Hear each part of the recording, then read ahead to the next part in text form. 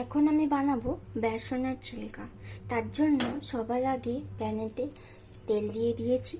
এরপর এই যে বেসনের যে ব্যাটারটা আছে এটাকে আমি অল্প অল্প করে এটার মধ্যে দু হাতা দিয়ে দিলাম।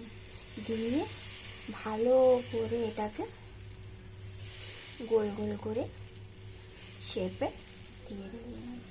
এটা আপনি বাচ্চাদের টিফিনেও দিতে পারেন। এরপর এটার মধ্যে আমি একটু পেঁয়াজ, ক্যাপসিকাম, গাজরের একটা মিক্স দিয়ে দিচ্ছি। তারপর আমি একটু তেল স্প্রেড করে দিচ্ছি এটার মধ্যে।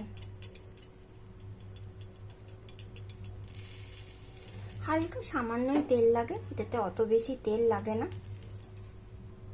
এরপর আমি এটাকে ভালো করে ঢাকা দিয়ে দেবো। গ্যাসটা কিন্তু লোতে আছে। 5 মিনিট পর আমি এইটাকে ঢাকাটা সরিয়ে দিলাম। ঢাকাটা সরিয়ে দিয়ে এবার দেখবো আস্তে আস্তে উঠছে কিনা। এবার পাল্টে দিয়ে দেখুন পিছনের দিকটা কি সুন্দর গোল্ডেন হয়ে গেছে। এরপর গ্যাসটাকে হালকা বাড়িয়ে দিয়ে এটাকে আমি অপর পিঠটাও হালকা করে একটু সেঁকে নিলাম।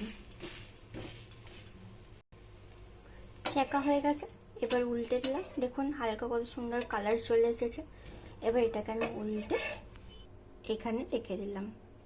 আমি আগে অনেকগুলো বানিয়ে নিয়েছিলাম, তাই এইভাবেই আপনারা চিল্কাটা বানিয়ে নিতে পারেন।